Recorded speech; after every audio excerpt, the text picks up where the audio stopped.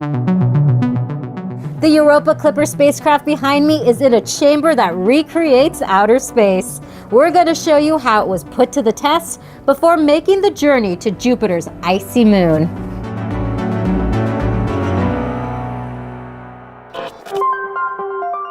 Built in 1961, this 85-foot tall, 25-foot wide space simulator has tested deep space missions like Voyager and the Perseverance Mars rover.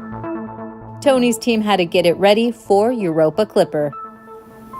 Europa Clipper spacecraft had to be transported from a different building on lab to this building. This is a very, very narrow facility in a very small space to get a very large spacecraft into the chamber.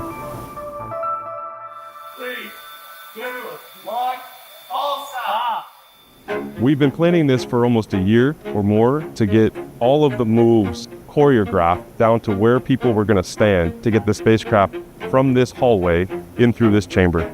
It weighs 6,000 pounds. When the spacecraft is lifted off of its fixture, it is free hanging from the cranes. And the only control we have of the spacecraft is from taglines. A tagline is just a rope like you would see in the Macy's Day Parade as they hold the floats.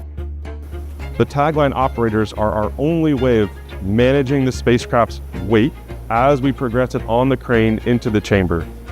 It's a very large team that works on this. It really shows how well we've bonded together to be able to do something like this over just a few days. Once the door's closed, there are pumps in the room that pull out all the air from this chamber. That gives us the vacuum we need to replicate space. The walls, as you can see, are all black and there are pipes running down the walls. All of those pipes will get flooded with liquid nitrogen, which cools the space down to about minus 130 degrees C. The chamber takes up to 3 to 4 trucks of liquid nitrogen every day to make sure this chamber stays as cold as we need it for the duration of the test.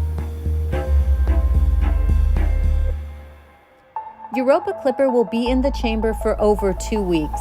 We will go through phases of testing. We will turn on our solar simulator at different levels of energy to replicate being close to the sun, further out from the sun, and to replicate being out by Jupiter.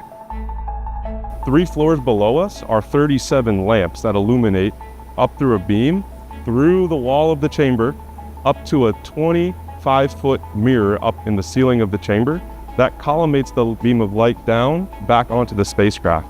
That light replicates the sun and the solar energy coming from the sun when we're on orbit. Once we're in environments for the test, the systems team will power on the vehicle and test out different instruments to make sure they're operating correctly. By the end of this test, we hope that the spacecraft is ready for its journey to Jupiter and it can survive the temperatures on its way out to Jupiter and Europa. I've been on this a very long time, many years spent on this spacecraft, so I'll be very happy, very excited, very sad to see it go, but we want to make sure it's successful when it gets to Jupiter, and we want to make sure it can do its job correctly.